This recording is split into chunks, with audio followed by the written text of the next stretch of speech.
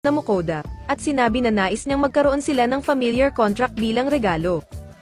Bagaman ayaw sana itong tanggapin ng bida, ngunit tinitignan siya ng masama ng lobo kaya wala siyang no choice kundi pumayag. Kaya nang tagumpay ang kanilang familiar contract, ay sinabi ni Fenrir kay Mukoda na responsibilidad na niya ngayon, na pakainin siya ng 3 beses sa isang araw. Kaya nascam ang bida. Humiling ang legendary monster na bigyan siya nito ng palayaw, kung saan nagbigay ang bida na ilang pangalan ng aso ngunit nagalit ito dahil hindi naman daw siya aso. Subalit pumayag din ito nang bigyan siya ng palayaw ni Mukoda ng felt. Kinaumagahan, nang ipagpatuloy nila ang paglalakbay, kinakatakutan sila ng mga tao dahil si Fel ay may history ng paninira ng mga bansa. At dahil sa naging kontrata ni Mukoda kay Fel ay maaaring hindi ito magustuhan ng mga nakatataas mula sa kaharian ng Vinen, ngunit siniguro ni Fel na tatanggalin niya ang mga hahadlang sa bida.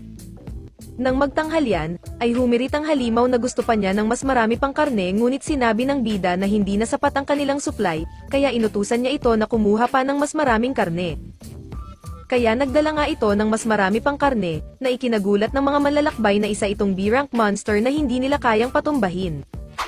Dahil manok ang ulam, ay pinirito niya muna ito at pagkatapos ay nilagyan ng teriyaki sauce, hanggang makagawa ng rockbird teriyaki with onion soup para sa buong party, at para sa legendary monster na si Fel. Nang makarating na sila sa border ng kaharian ng Vinan, hinarang sila ng mga sundalo nang makita ng mga ito na kasama nila ang legendary halimaw, na magiging banta sa kanilang mamamayan.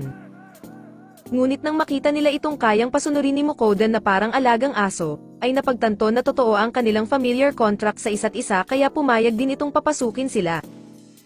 Nang matagumpay na makapasok ang lahat, sinabi ni Mukoda kay Werner na nais niyang maglakbay sa iba't ibang lugar dahil deep down, ay nais niyang kumita gamit ang kanyang online grocery. Kaya iminungkahi ng grupo na magpa-register siya sa Merchant at Adventurers Guild upang hindi na niya kailangan magbayad ng entrance fee sa bawat kaharian. Habang naglalakad ay sinalubong si Mukoda ng alipin ng isang mayaman na tao, at inaanyayahan siya nito na bumisita sa tahanan ng kanyang bossing. Bagaman ilang beses na itong tinanggihan ng bida ay mapilit pa din ito, lumapit na si Fel at tinakot ang alipin kaya tumakbo na ito palayo. Dahil tapos na ang kanilang paglalakbay, ay pinirmahan ni Mukoda ang isang katibayan na nakumpleto nila ang misyon at saka nagpaalam na sila sa isa't isa. Matapos yun, ay pumunta sila sa Merchants Guild kung saan napanganga ang mga naroon nang makita si Fel, habang nagpa-register naman si Mukoda. Matapos ipaliwanag ang proseso at konting interview, si Mukoda ay magsisimula sa pinakamababang ranggo habang natanggap din niya ang kanyang guild card. Dahil hindi pwedeng matulog ang mga halimaw sa loob ng inn, ay nilagay na lang muna ni Mukoda si Fel sa isang kwadra. Doon ay naghanda na din si Mukoda ng kanilang hapunan, kung saan bumili siya sa online ng isa pang gas stove upang magluto ng kanin. Habang hinihintay maluto ang kanyang sinaing, ay nagprito muna si Mukoda ng ilang karne at nilagyan niya ang bawat isa ng iba't ibang toppings ng steak sauce, na ikinasatisfied naman ng halimaw. Kaya nang ready na ang kanyang kanin, ay gumawa siya kaagad ng kanyang steak rice bowl. Ngunit nang makita siyang solo flight ay nainggit naman ang halimaw. Kinaumagahan, ay bumalik si Mukoda sa Merchants Guild para magbenta ng mga kalakal na binili niya sa online. Subalit nang makita ito ng babae ay biglang umalis ito, at sinabihan na gusto siyang makausap ng guildmaster. Lumalabas na ang kanyang asin at paminta na binibenta ay mga matataas na kalidad na produkto, kaya nais itong bilhin ng guildmaster ng 17 gold coins habang hindi siya makapaniwala, dahil nabili niya lamang ang mga ito ng 5 piso sa online grocery. Kaya matapos niya ma-scam ang guildmaster, ay pumunta naman siya ng Adventurers Guild upang magpa-register. Doon ay sinalubong siya ng nakasimangot na babae at sinabing magsisimula siya sa pinakamababang ranggo, at ito ay G-rank. Matapos kumuha ng rank mission na paghahanap ng mga medical herbs, ay umuwi na si Mukoda upang pakainin si Fel, kung saan nagulat siya nang makita ang sobrang taas ng mga stats nito.